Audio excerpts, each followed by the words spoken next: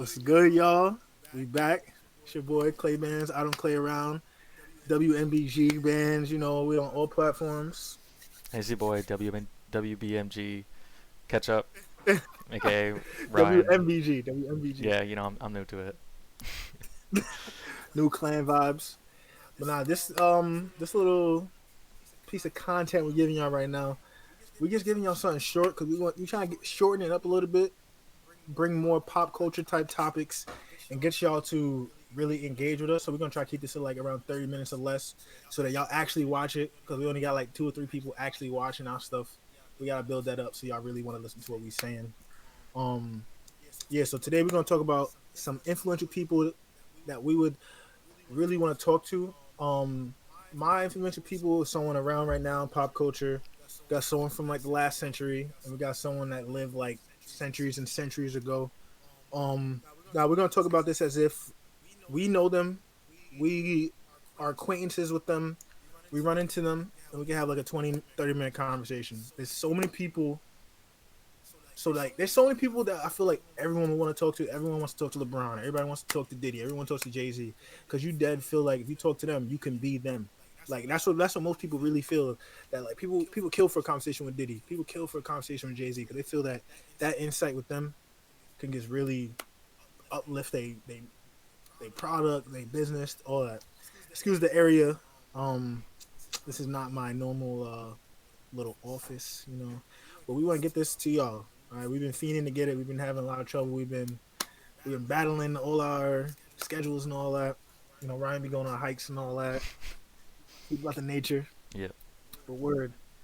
So my first person, a lot of people actually probably want to talk to this person.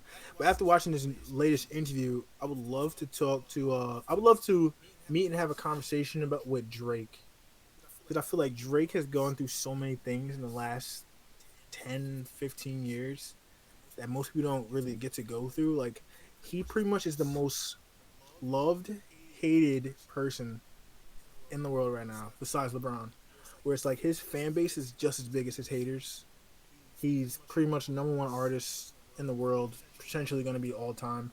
And I just feel like understanding from him how to handle hate and not get too high off of the love is just a great thing to learn from him.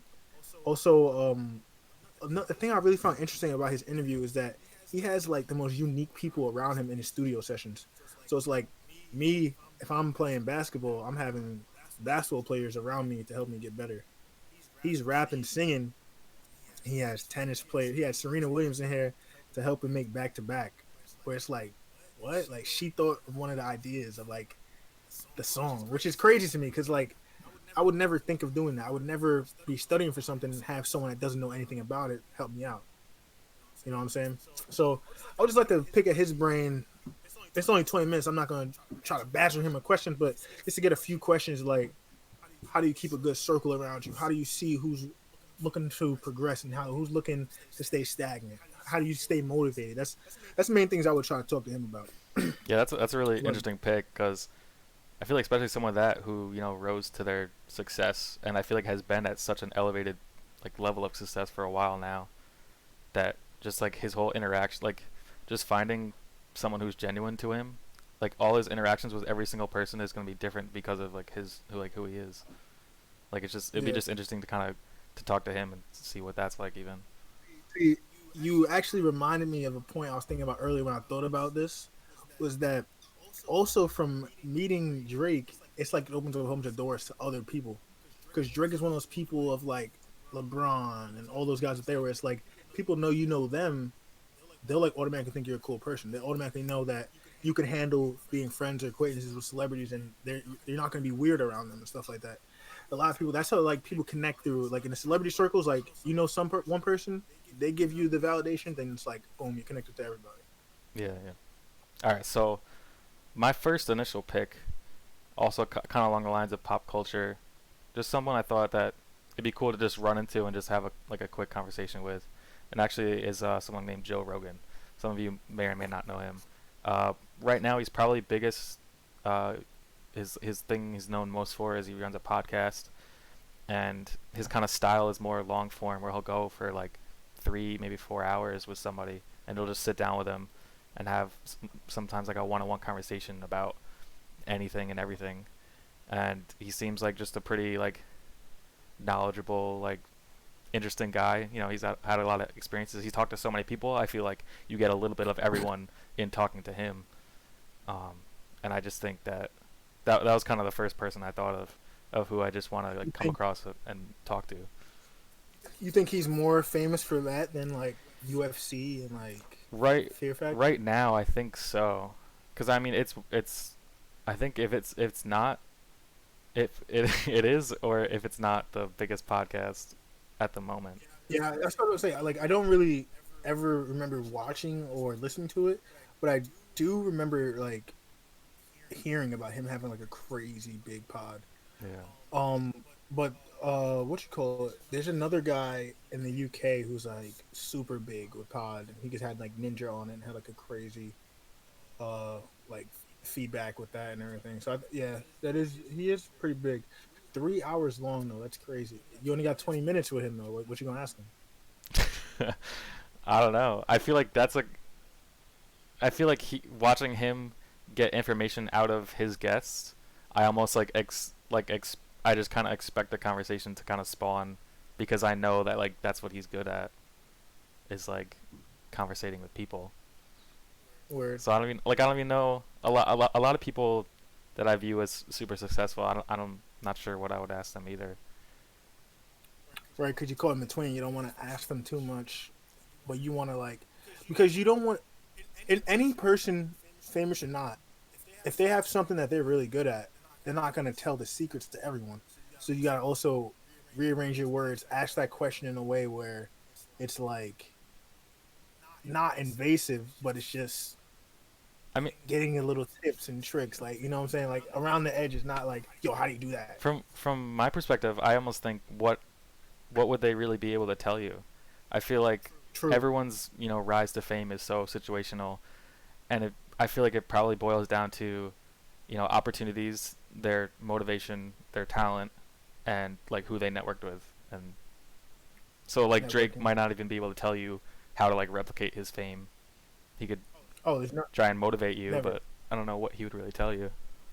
Yeah, that's it. That's the thing. That's also what you're right about is that I feel like everyone has their own unique path to success and fame, and usually the people that are really at the top, I don't believe in luck, but they have a lot of things that fall in line at the same time as them killing it. Like they're Yeah. killing, they're motivated, they're doing their thing, and then things are just falling in place with them.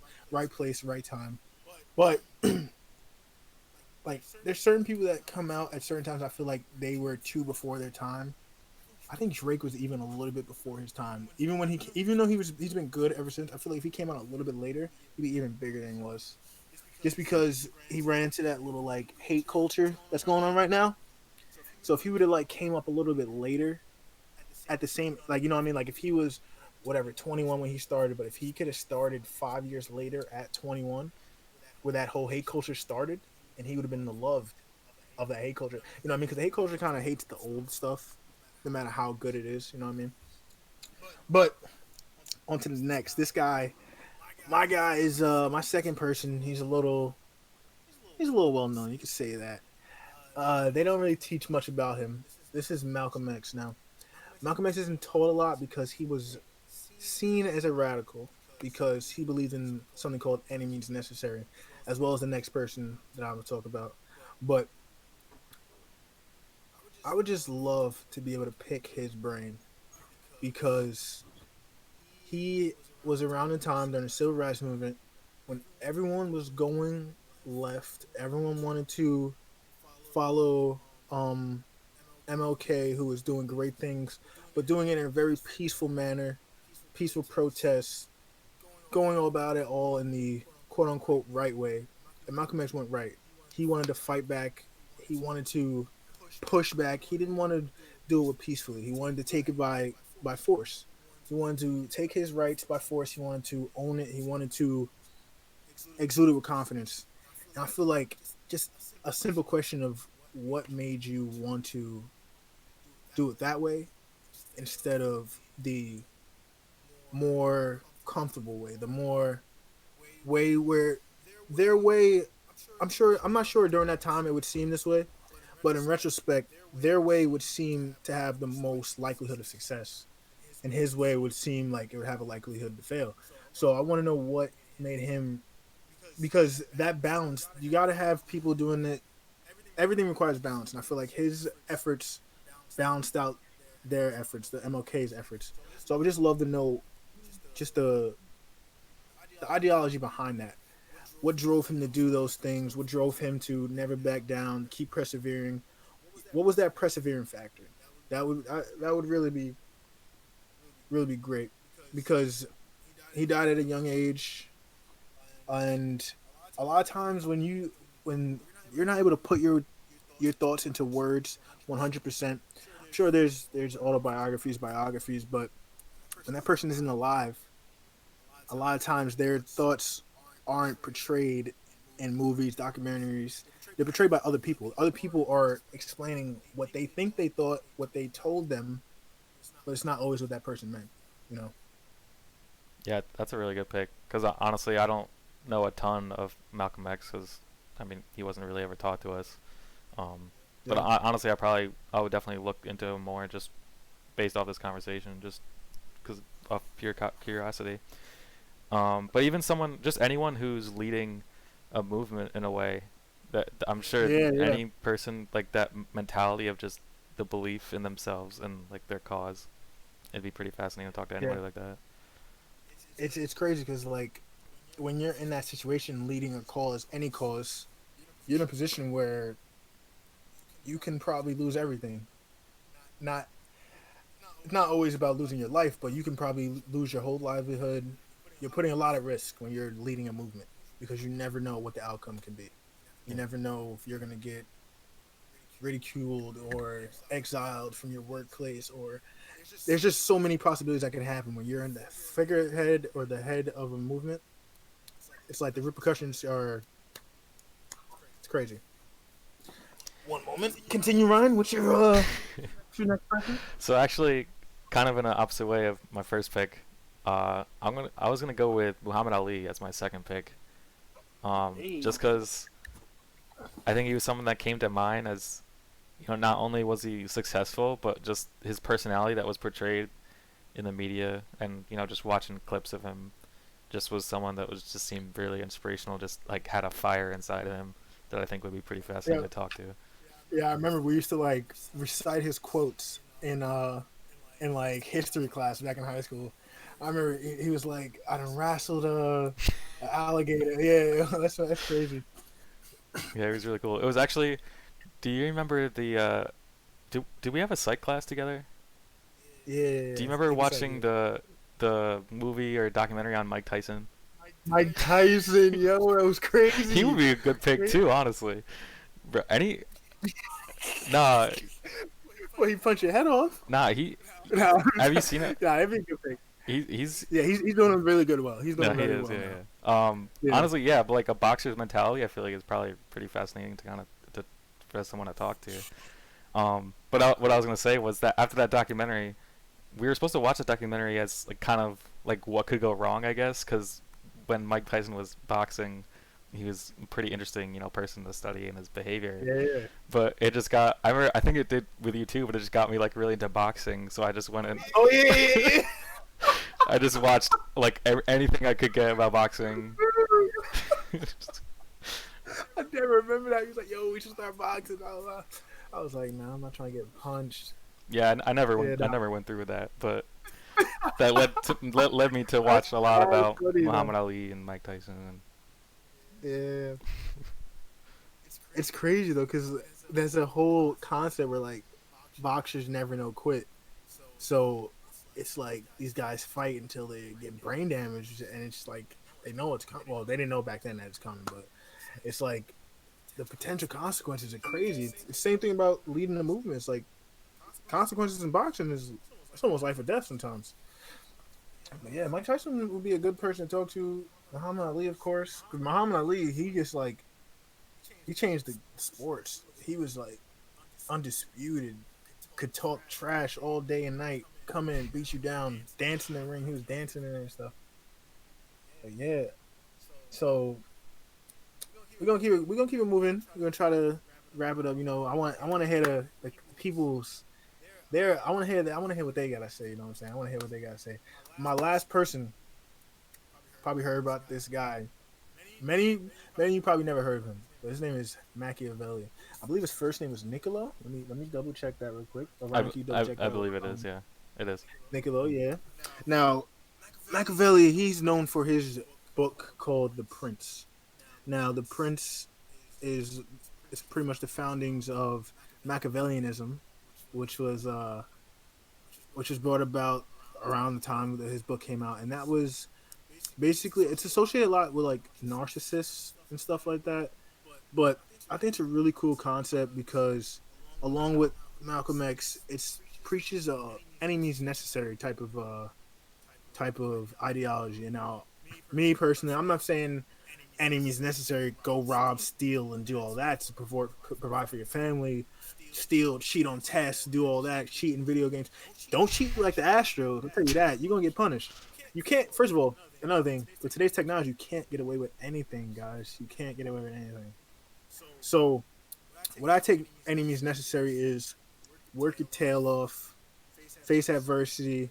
It's okay to feel down about yourself. It's okay to feel bad that you didn't get that grade on the test. You didn't perform as well as you did in what you wanted to do. You let your family down. But it's about getting back up any means necessary, doing better next time. And that's what I take from things like that from Machiavellianism, but also Machiavellianism preaches but as you go through these things, as you're doing anything possible to succeed, let the outside world see you as a complete upstanding citizen, a person who's not going through anything. Not It's okay to let your family know that you're going through stuff and all that and everything. You know what I mean? It's okay to be transparent with people, but if you're trying to, as you're trying to uplift yourself and make it seem like you're okay, I'm just sure I feel like it's gonna be a residual effect. It's gonna make you feel. Hold on one second, Siri's going crazy. It's gonna like it's gonna lift you up. You know what I'm saying? Like you think you're good, you are good. You know what I'm saying? Like it just promotes positivity, stuff like that. I'm not really when you actually read with Machiavellianism and stuff. When you guys research this, it's like 50% or less of what I just said. But like it's all about taking what you read and putting your own spin on it. You know what I'm saying? Like Machiavellism is like Tupac. He changed his name. He changed his artist name to Machiavelli in his last album. So it's a good thing to look up. Like you could look up all these guys I'm talking about because I mean Drake. Everybody knows about Drake, but like look up Malcolm X, look up Machiavelli. You'll learn some stuff, Yeah, definitely. and that's what it's about. You talk to them, you learn. Like, but he's from like centuries and centuries ago. Probably wouldn't even talk to me because. But yeah. All right. So who's your last person around? Um, yeah, I think there's probably so many philosophers and kind of just like the thinkers of centuries ago that would be pretty fascinating. I mean, even just like a common person to just to see, because I'm sure Yo, right? people's views on the world back then would be just Flat, Kyrie. would just be crazy to talk to. But the last person that I thought of was actually Leonardo da Vinci, just because I think you always see all these, his drawings and inventions that were just so ahead of his time, just to kind of, So ahead of the time. just to be at like, like almost wonder would it just be like talking to like someone today who, like, cause from his like drawings and from what like some of the work that you see, it's almost like he's from like modern time, like drawing up these Yo, illustrations and inventions. I'm not trying to get too into conspiracies because y'all know how I get. But didn't he like basically blueprint a helicopter before planes were invented? Yeah. Like he's crazy. Now, not to get too weird, but there is a theory out there that he was giving information from the future, and that's why his inventions were hundreds of years past their time. But y'all can look that up yourself. I'm not trying to give y'all information. I'm not gonna tell you what I believe, but y'all can do y'all thing. What else you got on him, Ryan? Yeah, I mean that was pretty much it. I guess. I mean, even if I came across him and asked him, "Hey, where'd you get all your information?" If he did get it from the future, I don't know if he'd tell me, or maybe I'm the one who gives it to Oh, him. So who knows? if you But if he meets you in the future, so like if he just popped up and he's talking to you, he probably just be like, "Yo, like I got this from like someone in your town." Like, you know what I'm saying? Like, like that'd be crazy. Yo, you know who? I mean, guys, we're basically done. But to wrap it up, I feel like it would be fire to know. It's like meet the person who like created Area 51. Like, that'd be fire. Like to know all the secrets of going on in Area 51. I heard that like we bought Area 51 from a different country, and like they were trying to buy it back. I don't know. That y'all could look that up. But my three influential people that I would like to meet was Drake, Malcolm X, Machiavelli. Ryan, what was yours? Joe Rogan, Muhammad Ali, Leonardo da Vinci. See, those are very unique picks. I like that. I like that. Now it's y'all turn, guys. What are y'all three influential people that you would like to meet? Drop it in the comments. Be unique. I don't want to see LeBron. I don't want to see Diddy. I don't want to see Jay-Z. I don't want to see. Yeah, I don't want to see John Cena. Actually, John Cena would probably be fired to me. I'm trying to, but yeah, to make it unique. Um, whether it's fashion designers, game creators, content creators on YouTube. Let me find out.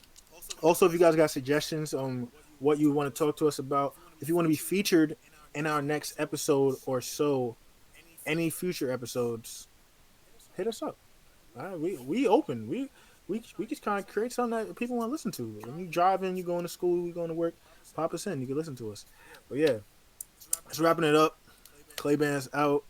Ketchup out. We got Zoe over here. You want to listen? Come here. Come here. She ain't listening. Hold on. Say goodbye, Zoe. All